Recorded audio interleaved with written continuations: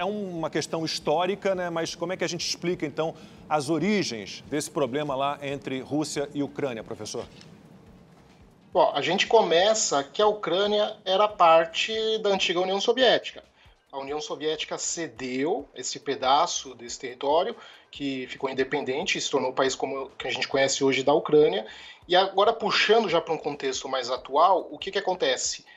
A Rússia, ela entende que a OTAN está cerceando ela, está sitiando ela, principalmente na Europa Oriental, e como a Ucrânia, principalmente o leste da Ucrânia, fica muito próximo do que a gente chama em geopolítica de núcleo geopolítico, os russos temem que com isso eles fiquem em uma situação de desvantagem geoestratégica perante o Ocidente.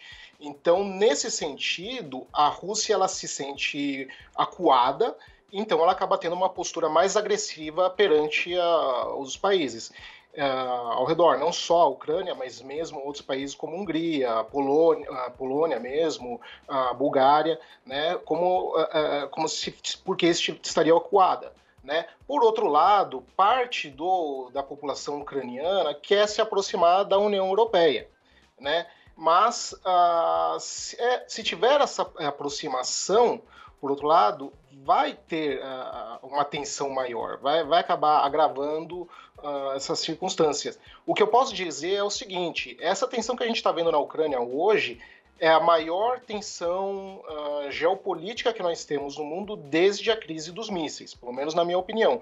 Porque a gente está numa situação de que ou a OTAN cede e com isso ela perde muito da sua credibilidade e da sua reputação, ou a Rússia cede e é ela que vai perder muito da sua credibilidade e reputação, inclusive tendo uma posição anti-russa na frente deles, bem diante do seu núcleo geopolítico. Ou seja, quem piscar primeiro vai perder muito com isso. Então é uma situação muito grave que a gente está vendo agora. Né? Vamos aguardar para ver se vai chegar num conflito. Se tivermos um conflito, não acredito que vamos ter um conflito da OTAN contra a Rússia. Tá? Pelo menos não no primeiro momento. Mas talvez uma ocupação da Rússia em parte da Ucrânia, principalmente na parte leste, a partir do rio Dnipro. Professor, boa tarde. Voltar atrás no tempo, um pouquinho, no tempo recente, o senhor acabou de desenhar para a gente um contexto em que a ordem mundial chegou ao maior impasse desde a crise dos mísseis, ou seja, desde a Guerra Fria. O senhor está explicitando a gravidade desse conflito iminente, né? Pode ou não acontecer, ninguém sabe direito o que se passa na cabeça do Vladimir Putin, mas os Estados Unidos e aliados também estão ameaçando com sanções econômicas duras caso a Rússia não retroaja. Agora, se o senhor pudesse resumir para a gente brevemente os capítulos dessa crise, como se chegou rapidamente a esse impasse e os interesses que estão em jogo e também essas últimas reuniões do secretário de Estado, Antony Blinken, com os enviados russos também, o secretário de Relações Exteriores, o ministro de Relações Exteriores, Sergei Lavrov. Se o senhor pudesse resumir para a gente um pouco como se chegou como se culminou nesse auge do conflito, né, da iminência de um conflito. A Rússia ela entende que teve um acordo verbal dos Estados Unidos com a Rússia após o fim da Guerra Fria, onde os Estados Unidos garantiram de que não iriam se expandir para o Oriente, mas não há um tratado. Né? Não há um acordo por escrito. E é basicamente até isso que os Estados Unidos estão jogando em cima, de que não tem nenhum tratado. Mas houveram declarações de boas intenções por parte dos Estados Unidos nos anos 90 de que eles não iam fazer isso. Só que de lá para cá, principalmente a partir do ano 2000, nós vimos países do leste europeu entrando para dentro da OTAN.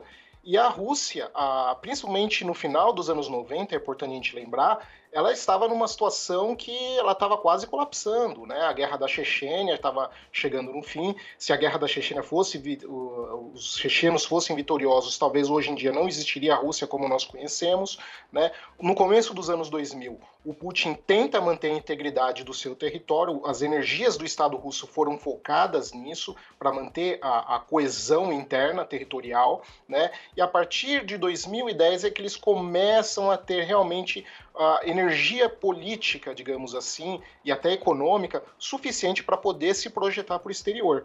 Né?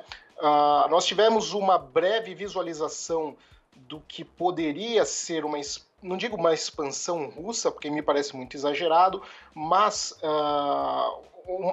como posso falar? Uma demonstração de força em 2008, quando a Rússia entra em guerra com a Geórgia, né?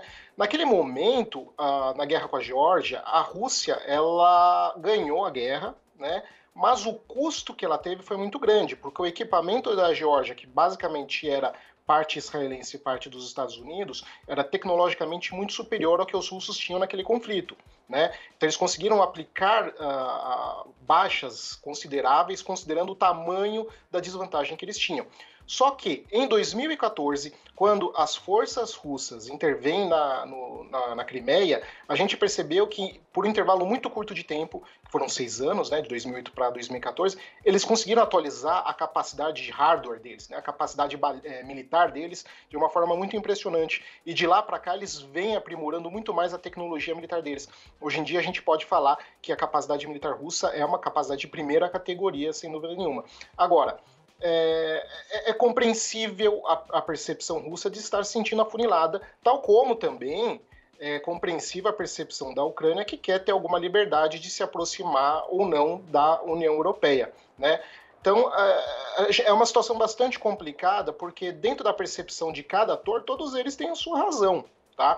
Talvez eu ache que o único ator que realmente esteja entrando errado nisso seja os Estados Unidos, porque não me parece que seria uma prioridade para a política externa americana se envolver nesse contexto europeu agora, diante de uma ameaça para os interesses norte-americanos, que é muito maior, que está acontecendo na Ásia, especialmente no Pacífico, que é a ascensão chinesa, né? Daí até essa diferença de postura entre o Biden com o Trump. O Trump tentou uma aproximação com a Rússia, né? Perdão, o Trump tentou uma aproximação com a Rússia e o Biden agora tenta hostilizar a Rússia. Então isso me parece um risco para os Estados Unidos e até um erro de cálculo.